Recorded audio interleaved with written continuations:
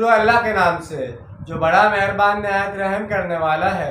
اور یہود نے کہا کہ اللہ کا ہاتھ بند ہو گیا اور ان پر لعنت ہے اس کے سبب جو انہوں نے کہا، بلکہ اللہ کے دونوں ہاتھ تو کھلے ہوئے ہیں، وہ جیسے چاہے خرچ کرتا ہے، اور یقیناً اضافہ کرے گا ان میں سے اکثر کی سرکشی اور کفر میں جو کچھ نبی صلی اللہ علیہ وسلم نازل کیا گیا